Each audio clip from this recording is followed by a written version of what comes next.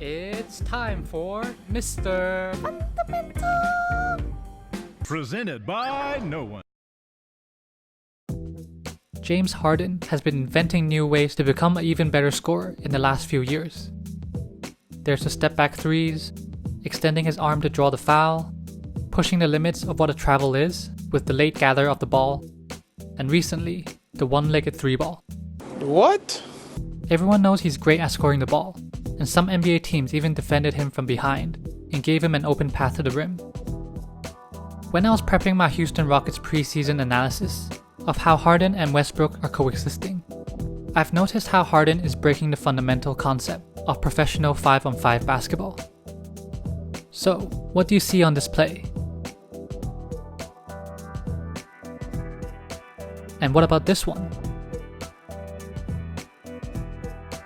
The common theme here is that Harden was basically out of the frame half the time.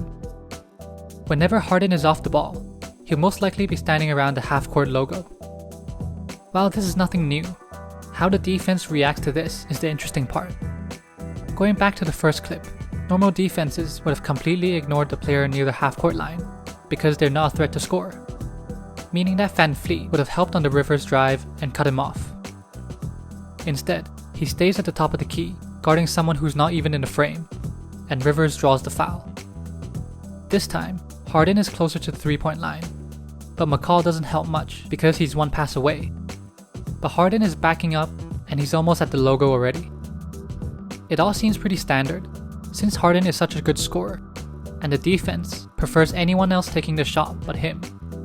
But what you don't realize is that, if he doesn't have the ball, they're just playing 4-on-4 basketball. Now you might think, okay, cool, 4-on-4 basketball, how's that different? Well, typical 5-on-5 modern day spacing would have either 2 or 3 players on the weak side. When Harden isolates and attacks Curry, Draymond steps over to help. This causes Looney to drop down and cover Capella, while Thompson zones up between the 2 weak side shooters. The same goes for mismatches.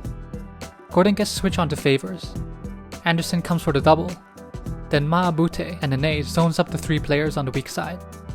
On the Favors pass, the defense closes out and forces the extra pass, allowing more time for the other defenders to rotate. Now compare that to, let's say, 3-on-3 basketball. If the offense runs a pick and roll, the third defender will have to tag the roll man, but there isn't another off-ball defender to cover for his man. It becomes even more evident for 2-on-2s. Pick and roll here, no third defender to tag the roll man, and an easy score.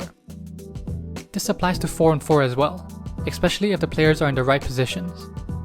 Gordon shows off his handles, his penetration forces Looney to leave his man and help. As the only weak side defender, Curry doesn't want to dig down and leave Ariza in the corner. This whole possession was a 4-on-4, since Draymond was never part of the defense, and we only got a glimpse of Harden's arm for a split second. If Harden was on the wing, which would also pull Draymond over, then neither Curry or Draymond would dig down on Capella, and the other would zone up Ariza and Harden on the weak side. Once again, Harden barely makes it on the screen. Gordon's cut forces Draymond to rotate. As the only weak side defender, Klay didn't want to rotate down, and they give up the basket. Nick Young doesn't even know what's going on, since he was stuck on Harden and so far away from the action. You might have noticed that the best formation is to attack from the wing, 2 shooters in the corner, and a big at the weak side block.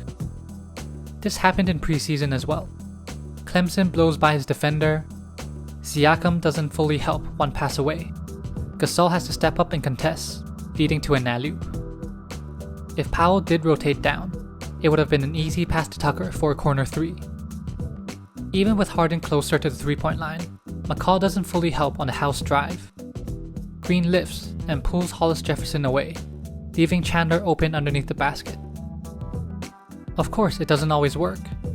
This time Harden was closer to the wing, and Gordon attacks from the top. Van Fleet's help makes Gordon pick up his dribble, leading to a contested shot. In transition, 3 players help on the McLemore drive. Even if the pass wasn't deflected, Ibaka was about to rotate down to the corner.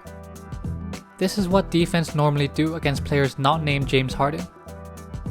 Standing that far away from the action usually harms the team's offense. Westbrook is a good example. With him out on top, Siakam could clog the paint on the drive, and the offense gets stagnant. Again with Westbrook on top, Harden usually has to attack from the corner, meaning the two shooters would be on the weak side. Not only can Anunoby freely dig down on Harden's drive, but Siakam can also cover Chandler, with Powell zoning up the weak side. You rarely see this with other players, not even LeBron or KD. They might be a few steps behind the 3-point line, but never taking themselves out of the play and stationed at the logo. Even if they do, their defenders won't face guard them like they do with Harden, leading to a 4-on-5 offense disadvantage. Jokic prepares to step up on the Rondo penetration, and Barton rotates down. Harris should have zoned up the weak side, but Barton does prevent the 3 by closing out hard. This opens up the lane for Hart to drive. Millsap anticipates the drive will force Jokic to step up, so he rotates down, since LeBron was almost at the logo. With 5 players in the paint, it forces Hart to take a step back jumper. The only clip I found of defenses face guarding a player near the half-court line was during the Jazz and Rockets playoff series in 2018. Mitchell was their main source of offense, so Ariza was face guarding him. A tight pick and roll near the free throw line leads to an alley-oop, because CP3 didn't rotate down.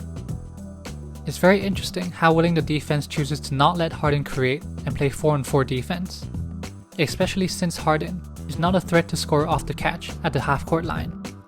Well, I won't be surprised if Harden starts taking half-court shots as well, but I doubt that'll happen soon. All this just points to how good of a scorer James Harden is. I'm pretty sure having Harden at the half-court line is not what the coach drew up, especially since using Harden as a screener would open up great shots with his gravity. It is weird to break down and praise players taking plays off, but Harden was able to push the limits of the rulebook, and now the game itself. While Steph Curry and Kyle Korver's shooting ability creates gravity for their offense, Harden created his own by doing absolutely nothing at all. Thank you for watching this video, and I hope you enjoyed it. Please give it a like down below, subscribe, and I'll see you next time.